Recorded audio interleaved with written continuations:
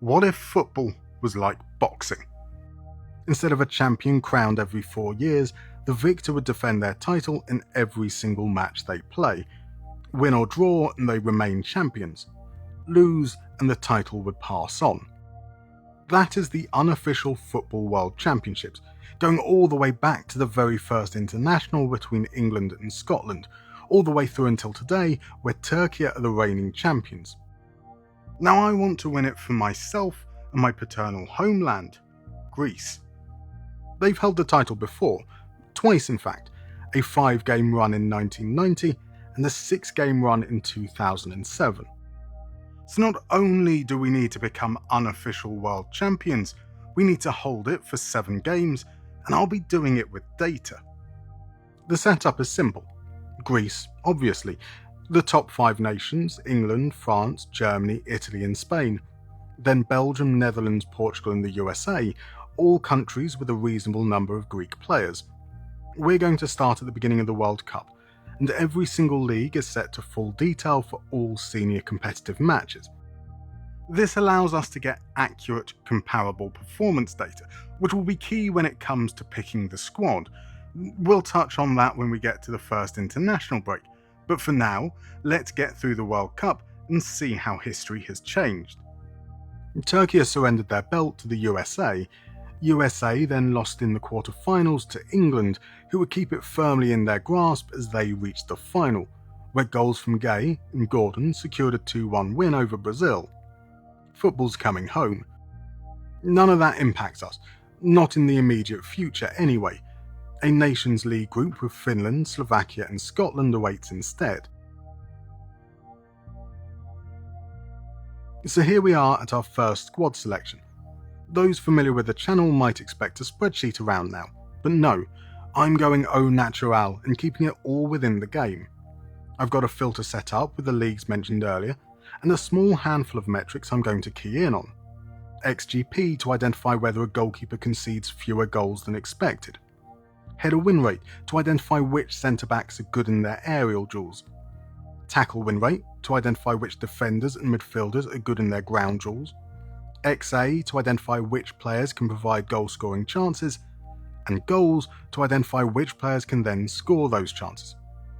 I'm going to keep an eye on progressive passes and dribbles to understand a player's profile a bit better, but these aren't critical. Now this is a very simple approach, something anyone can do. We're just looking at a handful of key stats to find players who perform the basics. Let's take a look at attacking midfielders to start. Konstantelios and Kustlos are our best players according to the scouts, but let's sort by expected assists, and Kostas Goumas is our top creator, 0.6 expected assists, but only 214 minutes played. It's early in the season still, about 6 or 7 games in, plus a couple of cup games. Ideally, I'd like players who've played at least half the minutes available, let's say around 300 minutes. That means no Goumas, no Kostolas, no Mostakas. Our next 3 are Koretsis, Konstantelios and Sunas. Konstantelios has also scored 0.7 goals per game and played considerably more minutes. He's a definite call-up, with Koretsis and or Sunas possible backups. And I'll do this for every position. With centre-backs, I'm prioritising header win rate followed by tackle win rate. We can see Nikos Vafias is excellent in the air but poor at tackling. It's similar for Kostas Kouliarakis, but he's playing in a much higher quality league. If I'm looking for a player who's playing enough and good at both, then Pan Retsos is the standout candidate. Now there's another reason for such a broad approach: tactics and player availability. Let's start with availability. There are a number of high-profile players who aren't playing for their club. Everyone knows Kostas Tsimikas, and he's a quality player, arguably one of our best attributes-wise. But he's only played 5 minutes this season, so he's unlikely to make the first squad.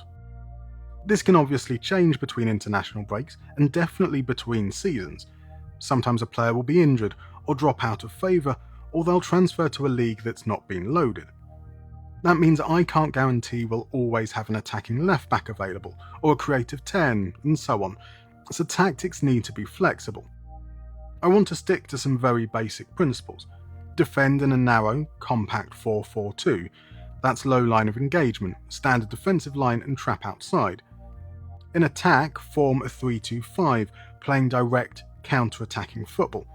Distribute short to then go long. That is the entirety of team instructions. The attacking formation, however, will change depending on availability. Maybe it will be a 4-4-2 with one attacking fullback and the other tucking inside, either into the defensive line or into midfield with the defensive midfielder dropping deeper. Maybe it will be a 4-3-3 with both fullbacks attacking, or neither attacking and the central midfielders get forward, or somewhere in between. Maybe it will be a 3-4-3 with wingers who cut inside, or double AMs, and so on. And that brings me back to that broad approach. I'm not looking for specific outputs from set positions, rather I'm adaptable. Now, Nations League and qualifiers span across multiple international breaks, so I won't look at every single call-up. Instead, we'll break it down by competition and look at a handful of interesting players. So here are our first squads for the Nations League, 34 players called up across 2 international breaks. Pan Retsos will be our captain, a perfectionist with great leadership and dodgy legs. He's been immense for Olympiacos, 84% header win rate, 91% tackle win rate. There are some surprise inclusions, and Kalamartis Stefanos Strungis, for example, not quite as good a tackler as Retsos, but just as imperious in the air. Offi's Yannis Theodosalakis might be best described as unrefined, but his 0.3 expected assist and 0.5 goals per 90 earns him a spot in the squad, where he'll be joined by Darmstadt's Marcel Venig, an equally underwhelming attribute profile, but he's also started the season strong, scoring 1.0 goals per 90. I'm most excited, however, by Andrews Teta. The Panathinaikos striker looks the part, and more importantly, plays the part. 0.2 expected assists and 0.9 goals per 90. First up, Finland, a tight contest settled by a single Pavlidis goal. The same scoreline against Slovakia as Rota's cross was met by Venig at the far post. Against Scotland, Pavlidis would see his penalty saved, before Scott McTominay's post-bound shot was rebounded by Shea Adams. Christos Cholis would rescue a point, scuffing in from the edge of the area. Slovakia would be the first reverse fixture, where Duda's cross found Leo Sauer, and that makes me feel like dancing. We would respond yet again, Rota feeding Teta for another 1-1 draw. At home to Finland, and a simple corner headed in by Retsos gave us the lead, before Koretsis put it on a plate for Teta to make it 2. We finished the campaign against Scotland, where Cholis' cross cruelly deflected in off Aaron Hickey, but just as we pegged Scotland back before, they returned the favour with McTominay's equaliser. 3 wins and 3 draws, somehow good enough to top the group. Not a bad start. Games are tight, there's no convincing wins yet, but we're defending well and grinding out results. We've also got a new unofficial world champion. After a 12-game streak, England faced France in the Nations League final, where Desiree Doué scored a 119th minute winner. Euro qualifiers are upon us and the draw has been kind. Moldova, Belarus, Hungary and Northern Ireland. Kostas Mavropanos made the first squad, but then fell out of favour at West Ham, so in came Atromitos' Simos Mitoglu, a no-nonsense centre-back who wins 77% of his headers and 93% of his tackles. Right back is a concern. Rio Ave's Marius Vrusai is getting the most consistent minutes at club level, and his 0.3 expected assists is phenomenal, but he can't tackle, and that's stressing me out. Thankfully, Nectar Triantis is a phenomenal tackler in midfield and can carry some of that burden. The DC United anchor wins an astonishing 84% of his tackles. Asteris' Dimitris Emanuelidis has earned a call-up, and that sadly speaks to our lack of depth on the wings. 0.2 expected assists and 0.4 goals isn't a bad return. Not necessarily international quality though. Vangelis Pavlidis, however, is really coming into his own. 0.3 expected assists and 0.9 goals per 90, he can do everything. We open at Windsor Park, where Big Dan Ballard headed Northern Ireland ahead. But in the 92nd minute, left-back Marios Vrishos nicked in front of his man and prodded home the equaliser. Our home opener was against Moldova, a chance to run up a big score, yet Teta's header was the only goal of the game. Next up, Belarus, played in northern Poland for reasons. Marius Vrusai skipped inside to give us the lead, before we cemented our position as set-piece merchants when Kyriakopoulos found Strungis at the second time of asking. Now Hungary showed us how to score direct from a corner, Schaefer nodding them ahead, but in the second half, Konstantelios found space down the left before picking out Teta to bring the scores level. The winner would come from the unlikeliest of places. Konstantelios' flick-on set Shimikas free, and after selling the defender for sixpence, he rifled in the winner. Northern Ireland next, and another corner goal, this time Pavlidis at the far post. Then, for a bit of variety, a free kick. Venig took aim from the edge of the area, and what a finish. Back to Moldova and another familiar goal, Teta heading in across. Then a round of the floor is lava. Header after header after header after volley after volley. Goal. We couldn't keep a clean sheet though. In injury time, Postolashi nodded in a consolation. Up until now, we've won, but never convincingly. That was about to change, as poor Belarus found themselves 3-0 down inside 10 minutes. Every deflection, every bounce seemed to fall in our favour. Even Kouliarakis scored a brace. 6-0 at half-time, and we stopped trying. Except Duvakas. That was unnecessary. Our final game was in Hungary, and this time Yanidis' chance to score a header, and after missing his penalty against Belarus, he made amends. A near-perfect campaign. 7 wins, just 1 draw, that first game against Northern Ireland, and that means we've qualified for the Euros. Look, the group was favourable. We were the top-ranked nation, so qualification was expected. More importantly, we're in the Euros, and that means a chance, albeit slim, of a title match. And we've got a new champion. A March friendly between France and Spain saw the title cross the border into the Iberian Peninsula. Sadly, they're not in our Euros group. We'll need to make it past Norway, Sweden and Ukraine if we're going to get a shot at the title. And this is the squad who will be taking on the task. Sholikas is the starter, mainly because Mandas hasn't played enough at club level. Retsos is likely to be an inverted fullback, with Mitoglu and Kouliarakis in the middle. Kouliarakis is pretty much untouchable. His 74% header win rate is great, his 71% tackle win rate not bad, but he's the best of our left-footed centre-backs. Shimikas, due to retire at the end of the tournament, will be the left-back. The day before the final confirmation, Triantis broke his ankle. The uncapped Thanasis Karamanis takes his place. That means our midfield will be Mouzakitis and Zafiris. Zafiris is our most creative deep midfielder. His 0.2 expected assists is elite. On the wings, Konstantinos Kouretsis and Yannis Konstantelios. With 0.3 expected assists, Konstantelios is our spark, and this could be his breakout moment. Up front, Andrews Teta scored an incredible 1.1 goals per 90, but a stress fracture means he's not fully fit. Thankfully, Pavlidis' 0.8 goals per 90 is pretty damn special too. I'm happy with the squad, but I'm under no illusions we're anything other than also-rans. We should be able to make it out of the group. I hope. Anything beyond that is a bonus. Norway first, and Shelderup carved us open, finding the unstoppable Haaland to give them the lead. But just as easy it was for Norway to waltz through, it was easy for Yanidis to do the same. 1-1. We could really do with a win against Sweden, and when Konstantelios set Pavlidis through to square for Yanidis, things looked good. When Cholis found Yanidis to return the favour, things looked even better. Then, a moment of madness. Retsos' nibble didn't land, so he took a big bite, and that's a clear red card. 90 minutes were already up, it would take something special for Sweden to come back.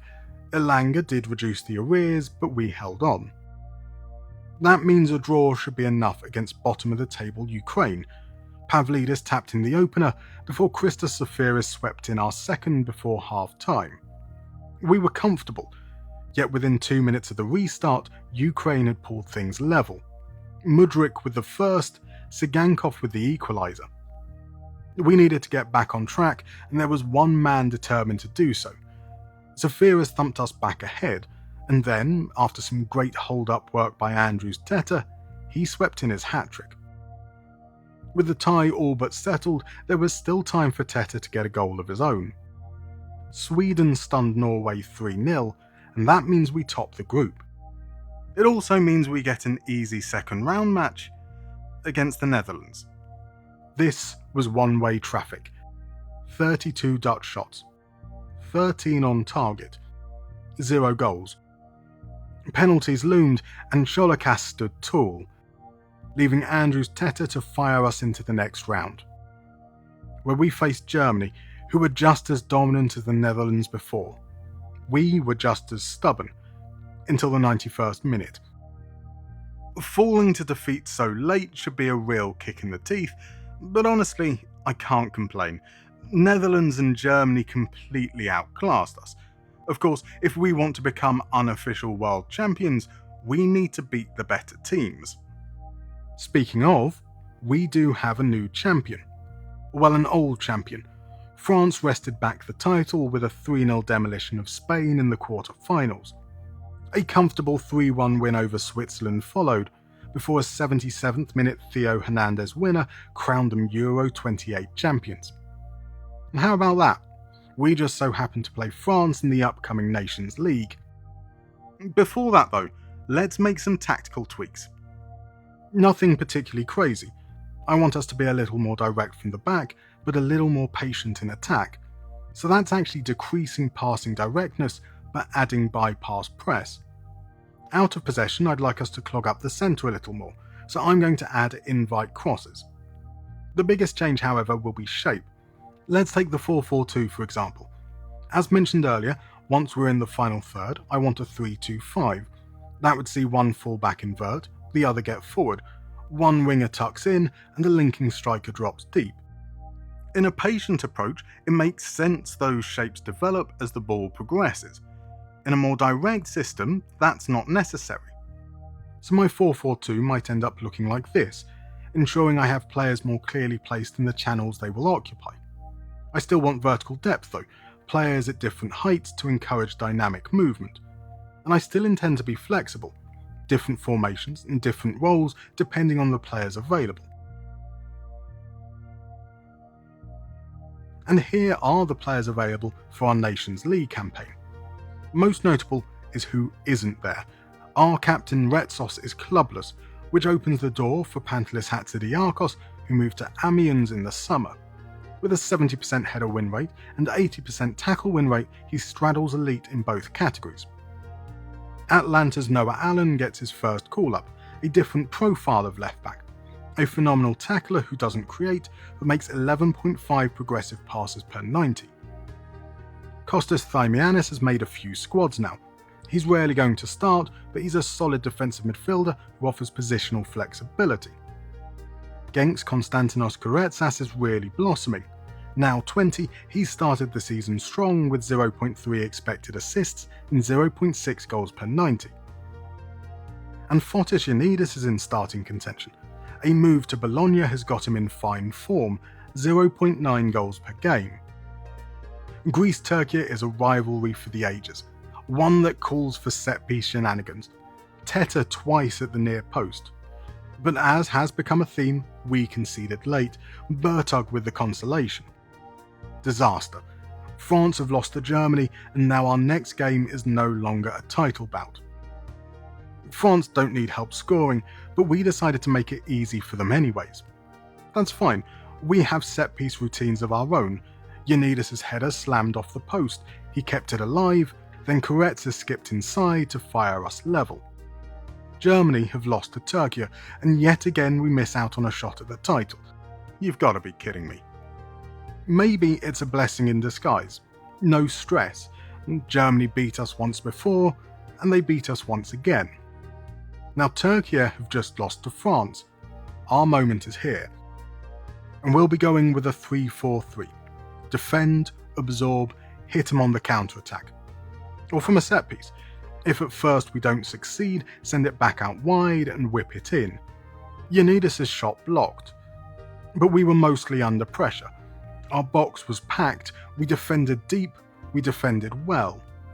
Well, until Koretsis conceded a penalty, and Mbappe doesn't miss those. Our response was good. Koretsis played Yanidis through, but the finish was awful. We just need a little bit of magic, and that's what Constantelios is on the pitch for. He dances past his man, cuts it back to Noah Allen, whose shot smacks back off the post. Look, a draw was never going to be enough. We didn't really get close to becoming unofficial world champions. But we can take heart. There were some good moments, we just need to capitalise on them.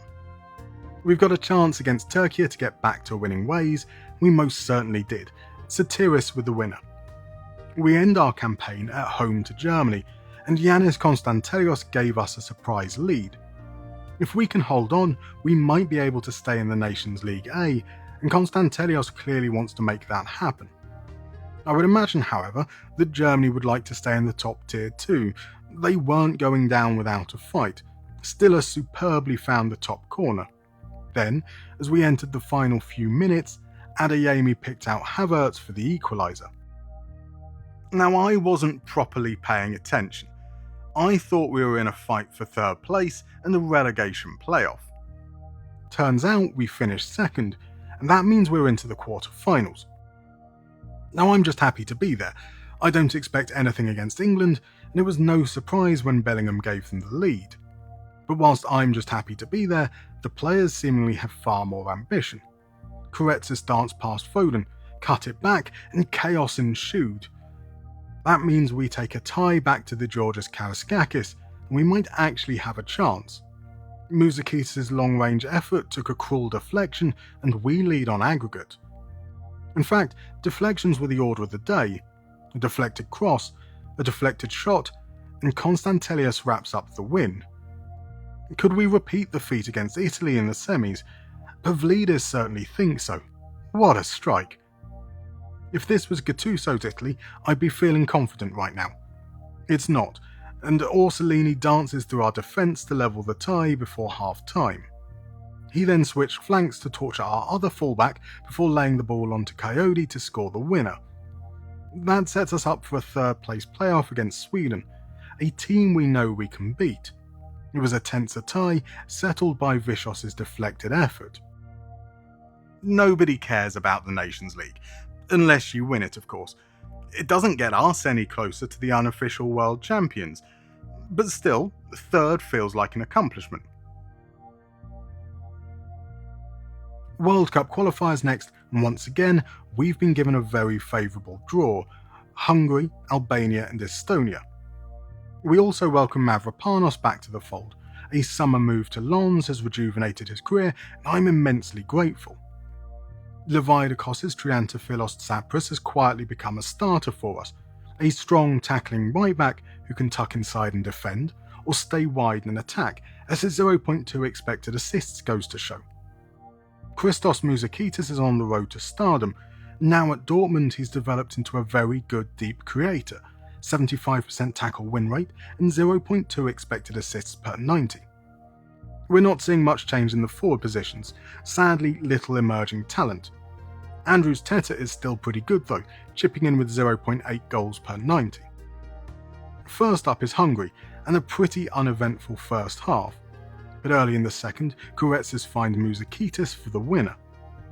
Albania should prove to be equally dogged. This is a rivalry, of course, but we got off to a flying start when Vicios picked out Teta. It's a pretty effective tactic really: make space down the flanks, then look for the big Panathinaikos striker. You're not always going to be able to find him though, but if you do the first part, create space out wide, then it's just a case of improvising.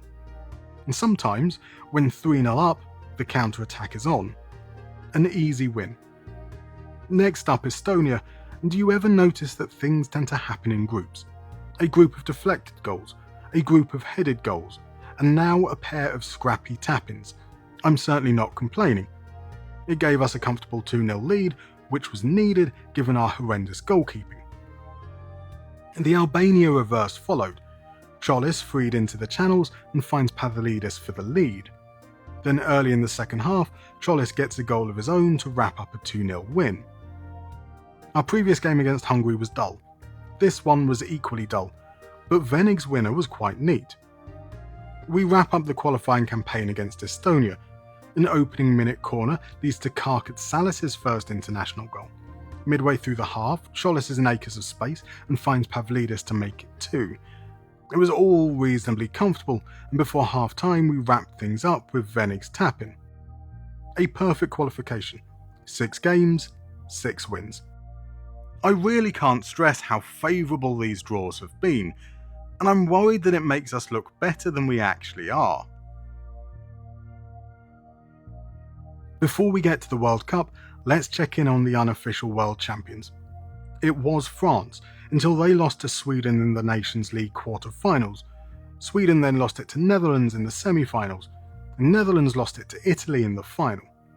Then it was Poland, winning in the opening World Cup qualifying game, only to lose it immediately to Croatia, who then gave it back to Italy.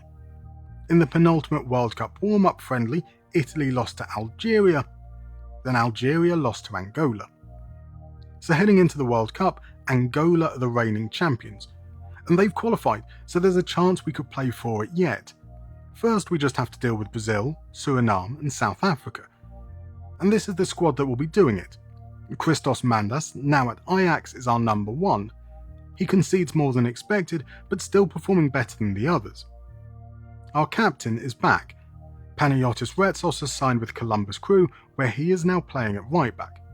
Karkatsalis is our best aerial defender, Vishos our best tackler. Kouliarakis does both. After missing the Euros through injury, Triantis will anchor our midfield alongside Musakitis. Koretsis is now a Dortmund player and scoring 0.6 goals per 90.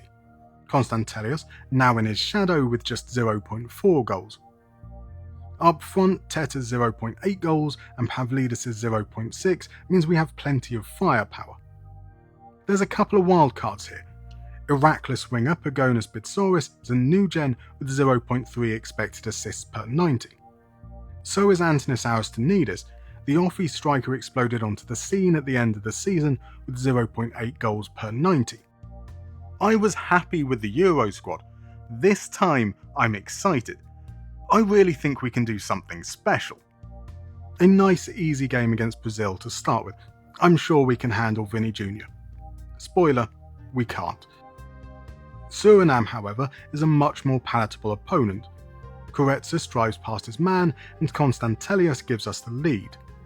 And then a glorious assist as Teta nurses it into Venig's path to seal the win. A draw should be enough against South Africa, and we started well, Konstantelios once again. Bitsouris was making his first start, and what an impact, that's 2 assists. When Musakitis made it 3 from the penalty spot, the tie was 1. But when one new gen has made an impact, that can make the other jealous. Aristanidis had a point to make, and he certainly made it, coming off the bench and scoring twice to make it 5-0. Somehow, yet again, we topped the group, this time because Brazil drew their other games. That gives us Nigeria in the second round, and 8 minutes in we were 1-0 up courtesy of Teta's toe poke. 6 minutes later we made it 2, as Konstantelios and Zagaritis played keep ball on the left before cutting it back to Musakitis. But the goal of the game belonged to Nigeria. Some slick one-touch passing carved us open before Agundo slotted home. Morocco in the round of 16, and once again we got off to a hot start, Pavlidis poking us ahead in the 5th minute. He would turn provider just 5 minutes later, hanging the ball up for Teta to make it 2. Every time we pushed forwards we looked dangerous. Koretsas caressed it to Pavlidis and that was 3. Morocco could feel hard done by, it had actually been quite an even game, but when your luck is out, it's really out. Although they didn't give up, Mandas's punch fell to Bunida for a deserved consolation. Meeting us in the quarter-finals was Portugal, and this time they got off to the fast start, Rafael Leao heading home the opener. Immediately after second half kickoff, Mendes found space on the left, Hatzidiakos hacked him down. And with that went our chance. Hatzidiakos is dead to me. I mean, Portugal were the better team before that, but I'm putting the blame squarely on his shoulders. I really thought we could do something special here. And if we did, we would have been playing for the unofficial World Championship. Angola lost the title, somewhat expectedly, to France. Spain would steal it off them in the quarter-finals, winning 4-2 on penalties, and they would have been our opponents. Spain did avenge us in the semis, setting up a final against Germany, where Matteo Joseph's 114th minute winner crowned them world champions. We're 4 years in now, and just one shot at the title. Against France, and we didn't really come close. If we'd beaten Italy in the Nations League or Portugal in the World Cup, we would have had another opportunity. Thankfully, Spain's win means the title stays in Europe, so maybe next episode will be our moment. See you then. Thank you for watching. I hope you enjoyed the episode, and if you did, please consider leaving a like. Your support means the world. And if you fancy some bonus content, including director's cuts and behind the scenes videos, you can join these wonderful folks currently adorning your screen by becoming a member or patron. Links, as always, in the description.